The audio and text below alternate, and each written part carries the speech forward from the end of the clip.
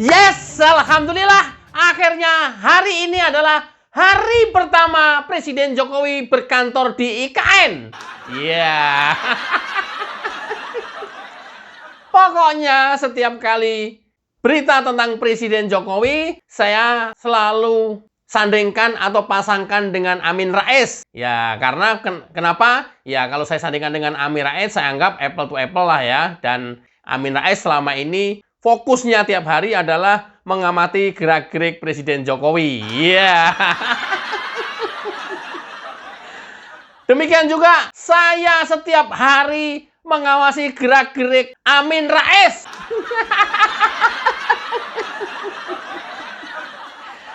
Dan sampai dengan hari ini selama 8 hari, Amin Rais sudah tidak lagi kelihatan membuat video tentang IKN dan Jokowi. Iya.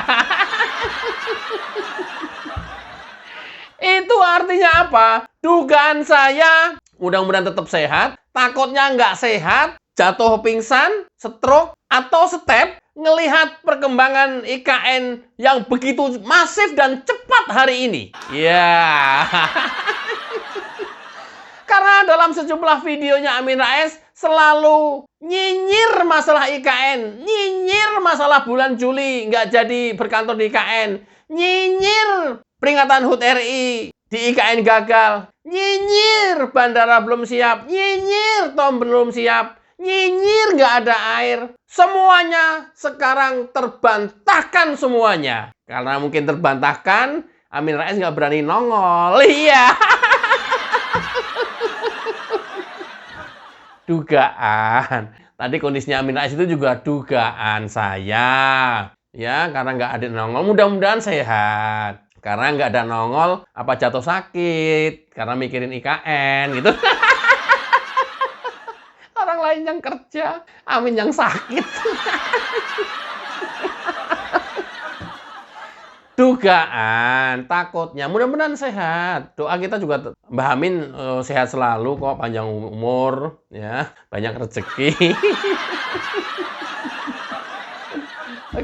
Oke, video ini sekaligus membungkam mulut Amin Rais yang selama ini selalu nyinyirin kepada Presiden Joko Widodo. Simak video sampai tuntas. Ya, Assalamualaikum warahmatullahi wabarakatuh. Rekan-rekan sekalian, hari ini Pak Presiden sudah berkantor di IKN maksud saya, dan kami beruntung menjadi tamu organisasi pertama yang diterima oleh Bapak Presiden.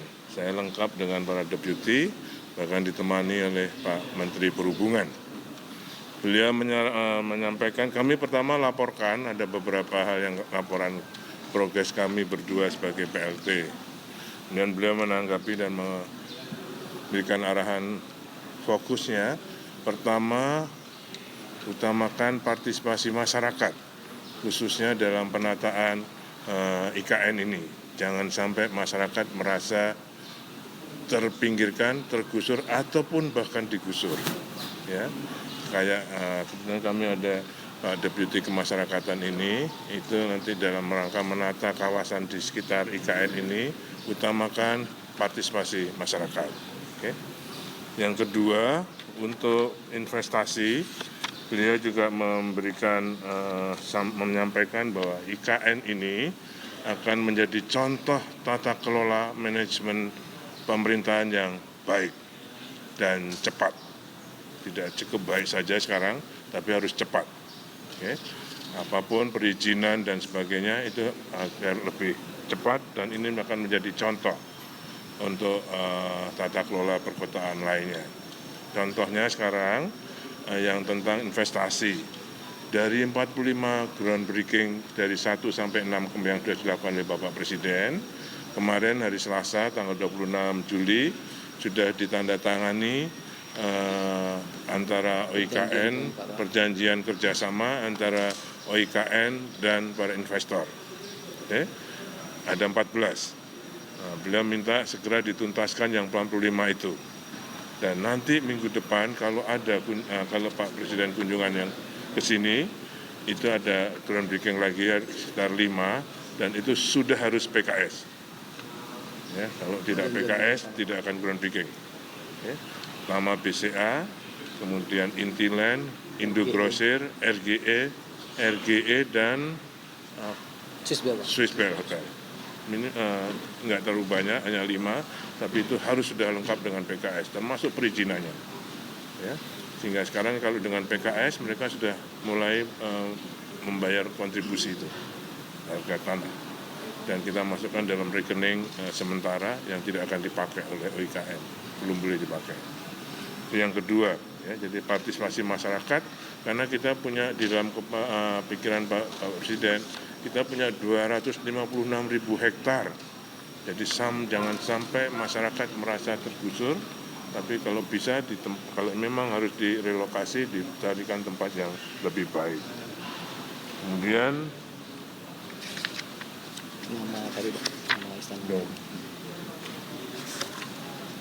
untuk ada yang namanya BUMO, Badan Usaha Milik Otorita, itu kita difokuskan untuk melakukan kegiatan yang mendukung menciptakan keramaian kota ini. Ya, misalnya bangun bioskop atau misalnya teater. Itu pemanfaatan infrastruktur yang sudah dibangun di gerai-gerai atau ruangan-ruangan yang di bawah kantor-kantor Kemenko di Sumbu Kebangsaan akan dimanfaatkan untuk retail, dan itu dikelola oleh BUMO tadi. Ya, termasuk misalnya kebun binatang, yang membangun kebun binatang itu ditugaskan nanti kepada BUMO, jadi sudah lebih jelas lagi. Ya. Kemudian beliau menyampaikan ini Istana Garuda, bukan kantor presiden lagi, tapi namanya adalah Istana Garuda yang di bawah Istana Negara. Jadi dan namanya ada. Official namanya ini adalah Istana Garuda, dan di sana adalah Istana Negara. Ya. Saya kira itu yang fokus. Kemudian Pak Menhub juga melaporkan beberapa hal. Silakan. Ya, Pak Basuki, terima kasih. Assalamualaikum warahmatullahi wabarakatuh. Rekan-rekan media, saya diajak Pak Basuki untuk join di sini, dan pagi ini adalah transportasi memang tidak bisa dilepaskan dalam satu kegiatan kota, ya. Lalu karena saya melaporkan 4 hal kepada Pak Presiden. Pertama berkaitan dengan kereta api ART, ya. Beliau dari sejak pertama kali saya lapor sangat eager untuk menjadikan ini sebagai moda transportasi yang ada di IKN. Dan saya laporkan kepada Pak Presiden bahwa ART rolling stocknya sudah ada di Balikpapan. Jadi kalau mau lihat besok sama saya boleh di Balikpapan, dan itu akan diuji coba. Insya Allah tanggal 5 sudah mulai uji coba. Skema apa yang kita lakukan dengan perusahaan dari China itu, yaitu mereka memberikan layanan gratis pada kita.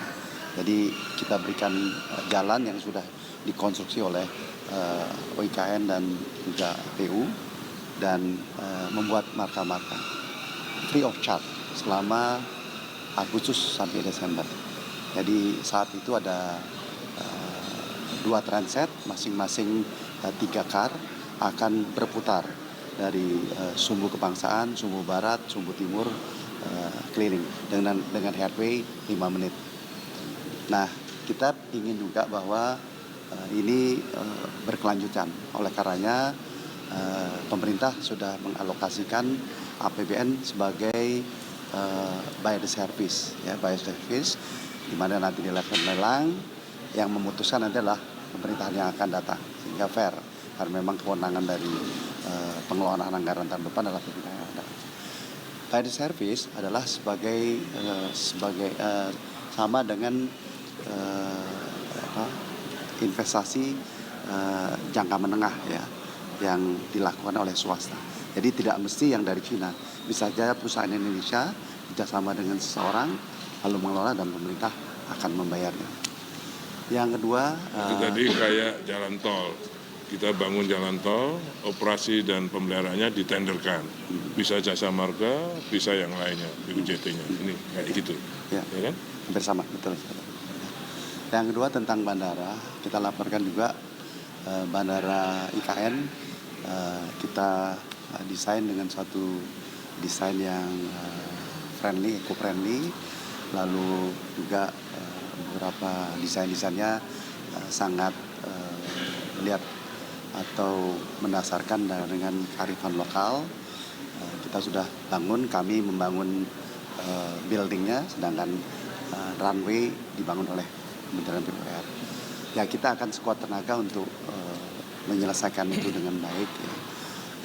Untuk 17 Agustus, kalau kita buat 2 skenario, bisa di situ, tapi bisa juga di Balikpapan. Beliau mengarahkan jangan terlalu dipaksakan, jangan hanya untuk 17-an. Jadi beliau arahnya tegas, jangan semuanya, tidak hanya bandara, tapi semuanya jangan terlalu dipaksakan. Itu satu poin yang baik, ya, melegakan, karena kita tidak akan melakukan sesuatu kegiatan konstruksi yang nantinya gagal konstruksi. Itu secara profesional kita harus bertanggungjawabkan sebagai pemerintah. Oleh karenanya kami laporkan apa adanya, karena memang 2 bulan terakhir itu kami atau kita terganggu sekali karena sebulan itu cuma 8 hari. Jadi yang tadinya mestinya selesai memang ini ada kemungkinan delay. Jadi kemungkinan untuk menggunakan Balikpapan itu ada, tapi insya Allah akhir Agustus ini akan selesai. Yang ketiga adalah berkaitan dengan indahnya Teluk Balikpapan. Jadi kita akan lihat Balikpapan seperti Labuan Bajo, banyak pinisi. Kami akan by the service sebagai stimulasi. Kita harapkan nanti swasta bisa melakukan itu, karena saya pikir teluk yang indah harus kita lakukan, dan kami akan kerjasama dengan ada yang milik PU, milik swasta yang memiliki destinasi wisata. Kita tahu ada preservasi orang hutan, ada penangkaran buaya. Ini bagian dari satu kegiatan pariwisata yang kami nanti akan berkoordinasi dengan kegiatan dari provinsi maupun OIKN. Dan yang terakhir tentu OIKN sudah merencanakan juga mengenai transportasi.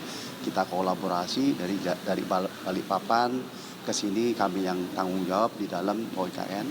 Tetapi kami juga menyiapkan APMS, ya, atau teknologi pemantauan pergerakan di OIKN. Insya Allah dalam waktu dekat ini juga selesai. Terima kasih. Ya, pertanyaan. Masih jadi fokus. Apa? Cuaca masih jadi kendala. Ini sekarang ini masih terus dengan teknologi modifikasi cuaca. 24 jam. 4 pesawat. 4 pesawat, 1 di Balikpapan, 2 di Samarinda. Jadi masih terus. Ya. Ini Maksudnya hujannya bicara pada Tembalan. Yang kan diserang di kan pergerakan dengan BMKG, itu Pak Seto itu kan, yang deputinya BMKG yang baru, ya, ahlinya, itu makanya ditahan dari Banjarmasin dan Samarinda dan Balikpapan. 24 jam, malam pun mereka terbang. Makanya ini mendung ini nggak kerja. jadi setidaknya masih bisa kerja ya Pak. Oh, bekerja, paling kepiur gitu masih bisa kerja. Ya, sekarang ini 2 minggu ini nggak hujan, alhamdulillah. Ya. Kita lebih cepat. Pak, sebelumnya pipa air minum di IKN juga mengalami kebocoran, Pak. Itu lagi running test. Pasti ada, makanya justru namanya running test. Ini yang ketiga, tapi sekarang sudah masuk sini. Tadi malam jam 2 aja saya lihat di Kasat Pres. Di kompres ini sudah masuk, NTU-nya sudah rendah, ya, sudah di bawah 3. Jadi, tapi terus dipilas terus. Jadi maksudnya air trans sekarang sedang flushing ya Pak ya? Iya. Supaya nanti bisa jadi air minum Iya, beneran. iya. Kalau dengan Permenkes-nya sudah di bawah Permenkes, sudah memenuhi syarat. Tapi kami belum berani menyarankan, karena saya minta supaya dicek dulu oleh Sukovindo. Yang selama ini dicek oleh Bina Teknik PU, Balai Teknik Air Minum. Nah, saya pikir nggak fair. Kalau hanya dari kami kan nggak fair jadinya. Kalau nanti Sukovindo yang ngecek, yang mensertifikasi baku mutunya, itu baru fair. Oke?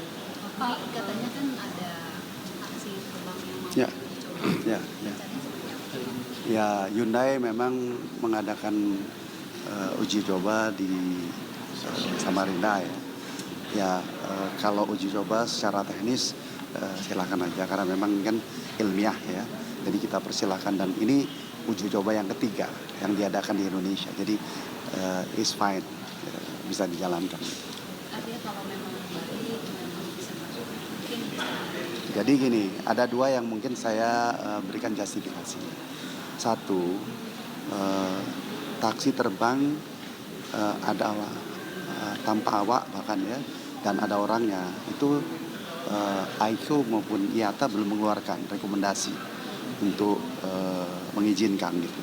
Dan kita biasanya melakukan semua kegiatan itu mengacu pada internasional, lembaga internasional aviasi itu.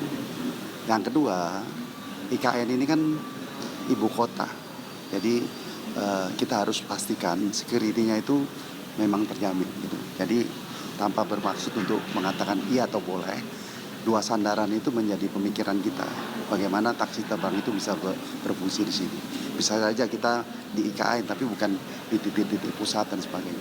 Tapi kami akan koordinasi. Kita lagi apply atau tanya dengan ICAO dan IATA apa yang menjadi regulasi secara internasional. Pak, sebelumnya pembangunan bandara di VIP kan juga Bapak mengatakan masih 60%.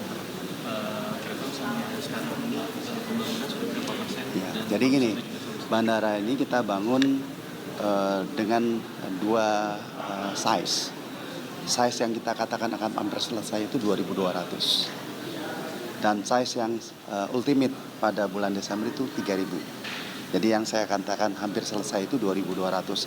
Jadi sama dengan Pak Basuki membangun runway 2.200. Nah, kalaupun tidak selesai 17 Agustus, itu selesai akhir Agustus itu 2.200. Dan kita sudah menggelar runway sepanjang 3.000. Pekerjaannya akan diteruskan akhir Desember itu bandara dengan runway 3.000. Sehingga 777 bisa mendarat. Bisa diundang juga Pak untuk 17 Agustus ini, khususnya untuk tamu-tamu negara yang penting seperti itu. Saya katakan tadi, kita berusaha, tapi kita memperkirakan kalau tidak bisa ya ke bandara, ke Balikpapan. Yang penting safety ya Pak, Ya? kelayakannya ya, Hah? uji kelayakan. Iya, uji kelayakan, dan kita nggak mau ada gagal konstruksi. Pak Basuki sampaikan, Pak Presiden juga sampaikan. Pak Bas, Iya. jadi kan tadi Bapak menyampaikan bahwa arahan Presiden itu jangan dipaksakan, kepada tapi sarannya. Lalu bagaimana dengan pelaksanaan acara HUT RI begitu Pak? Apakah akan diadakan sesanggupnya, seselesainya, atau sesuai dengan rencana awal Pak?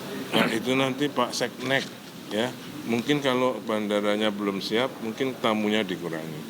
Tapi tetap akan dilaksanakan di dua kota, di IKN dan di Jakarta. Tambah dikit aja Pak. Ya. Saya Pak Waka ya. hanya mengklarifikasi banyak mispersepsi di publik ya yang saya baca dari data bahwa seolah-olah IKN ini selesai pada tanggal 17 Agustus. Itu salah ya. Ini adalah proyek jangka panjang yang tidak akan selesai dalam waktu dekat. Dan poin yang tadi disampaikan oleh Pak Bas, kita ini tidak sedang berkejar-kejaran, kita ini tidak sedang ricuh, rusuh, ngebut ya, ugal-ugalan. Karena perintah Pak Presiden saya dengar berkali-kali, jangan sampai hanya mengejar 17 Oktober, itu konstruksinya tidak baik. Termasuk tadi soal bandara ya, safety first ya, jangan sampai mengorbankan keselamatan hanya demi kecepatan ya. Jadi sekali lagi saya ingin mengklarifikasi persepsi publik nih yang banyak salah, seolah-olah IKN ini jadi 17 Agustus, enggak. Tapi insya Allah kalau untuk penyelenggaraan upacara saja, insya Allah dengan dua kota ya secara hibrid, Jakarta dan di sini IKN ini, insya Allah tidak akan masalah. Oke. Terima kasih. Masih. Berarti penyelenggaraan trial and adjustment juga ya Pak? Apa? Akan ada selalu ada penyesuaian untuk yang penyelenggaraan HUT Karena RI. kan ada Pak Sesnek tadi. Pak Wisnu Tama juga diajak ke sini. Pak, sekarang berarti finishing untuk Istana Negara Oh, iya. dan Istana Iya. Garuda. Istana Garuda, Istana Garuda, Istana Negara. Iya, ini kan Istana Garuda. Garuda. Yang satunya itu kan di Istana Negara. Berarti semua sekarang sedang finishing. Iya. Dekor-dekor, lampu itu lagi di finishing. Kalau konstruksinya semua udah 100%. Tadi Presiden bilang tinggi banyak. Ya, karena AC-nya. Oh, Tapi ruangan ini memang bisa tidak ada AC Pak? Ada ya, Pak? AC-nya kan apa? Sealernya apa itu? Ya kan, karena sealernya belum terisi air atau bagaimana? Namanya juga pertama ya. Oh iyalah. Yang ini open aja kan? Karena AC-nya. Ya. Ya saya kurang dingin gitu. Ya, tapi di ruangan lain dingin. Ini. Padahal kemarin sudah tumpengan, sudah doa bersama. Sebelum. Hah? Listrik aman. Aman semua.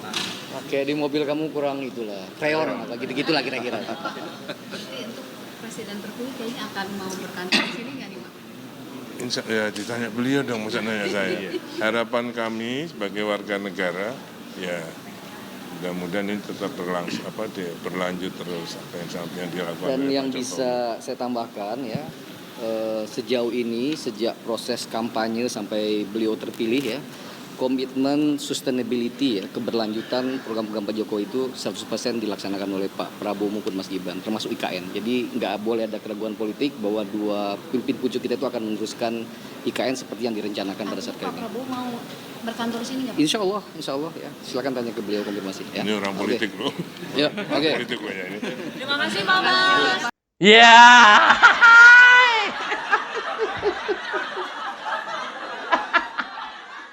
Pak Bas paling top. Pak Bas paling oke. Pak Bas paling jujur. Ya. Coba kalau Menteri PUPR-nya dijabat oleh Menteri Kominfo yang dari Nasdem kemarin.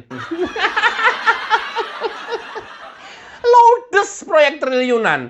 Coba kalau PUPR-nya menterinya dari Menteri Pertanian dari Nasdem kemarin. Ludes bisa-bisa semua anggaran proyeknya. Untung Pak Bas. Sehingga seluruh rencana sesuai dengan rencana dan semuanya terrealisasi dengan baik. Dan Alhamdulillah hampir semuanya rata-rata on schedule. Bahkan jauh lebih cepat dari yang direncanakan penyelesaian proyek-proyeknya. Aduh, ini Amin Rais jadi apa nih ngeliat video ini nih. Untuk sekedar mengingatkan, nyinyiran Amin Rais yang menurut saya di luar batas dan keterlaluan, sangat ngawur dan halusinasi, seringkali tidak tahu diri dan malu-malu, terus dilontarkan kepada Jokowi. Simak videonya. Nah, puncak ketololan dan keugal-ugalan Jokowi tercapai ketika dia sudah berhasil membunuh demokrasi. Sementara itu, proyek IKN itu hanya sebuah ilusi. Saya pernah ke sana, langsung melihat bahwa tidak ada satupun, saya ulangi, tidak ada satupun investor asing mau menanam modal mereka ke IKN. Artinya apa? Karena IKN memang proyek abal-abal, useless dan waste, tidak ada gunanya dan pemborosan. Saya tertawa sedih ketika Jokowi dalam sehari di IKN melakukan belasan upacara dagelan, yaitu bernama groundbreaking. Ada 2 hotel, rumah sakit, lapangan terbang, bangunan-bangunan lain, ada gedung ini untuk itu, ada gedung itu untuk ini dan lain sebagainya ya. Lewat khayalan Pak Jokowi ya. Ini Jokowi menyatakan, saya minta semua bangunan ini sudah sempurna dan siap pakai pada awal Juli tahun ini. Jadi ini Pak Jokowi sedang berhalusinasi. Bulan Juli tinggal 19 hari lagi. Kemudian kita masuk ke 1 Agustus. Ya. Dan saya ingin buat catatan yang saya rasa penting, ya, yaitu nanti kita lihat bagaimana Mas Basuki Hadimulyono, Menteri PUPR, sekarang menjadi penguasa puncak yang paling bertanggung jawab mengenai proses pembangunan IKN yang buat saya pasti mangkrak. Ya, saya ulangi lagi, pasti mangkrak. Tetapi diberi kesempatan, ini Menteri kita, Mas Basuki, mengatakan bahwa seolah-olah semua sudah oke, Juli akhir sudah selesai. Tidak membayangkan ibu kota di tengah hutan belantara, di area perbukitan yang ternyata miskin air, harus menggusur secara jelas dan kejam, ya. Ribuan penduduk asli yang sudah hidup turun-temurun dan lain sebagainya. Iya.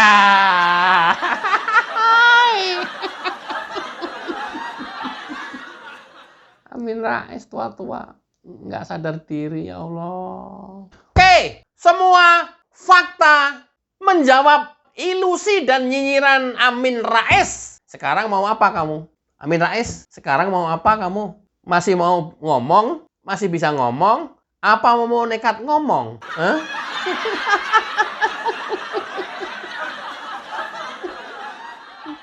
Ini namanya kebal malu. Seperti video yang sebelumnya, kamu benar-benar kebal malu. Sekarang mau ngomong apa? Sekali lagi ya teman-teman, mudah-mudahan Amin Rais tetap sehat. Karena saya lagi nyari 8 hari nggak kelihatan.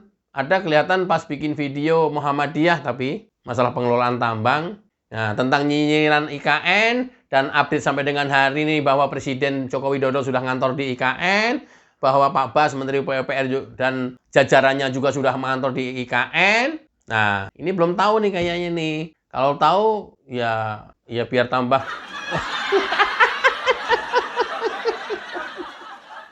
Jangan. Nggak baik. Tetap kita doakan Mbah Amin tetap sehat ya Mbah Amin. Ya, masih bisa nungguin cucu-cucunya. Cucu-cucu yang sekarang lagi bangun di IKN. Supaya IKN tambah sukses, tambah maju, tambah percepatan pembangunannya, dan banyak investor asing masuk. Udah mulai masuk nih. Oke ya teman-teman, mudah-mudahan nanti Amin Rais muncul setelah Presiden Jokowi berkantor di IKN. Wassalamualaikum warahmatullahi wabarakatuh. Cayo.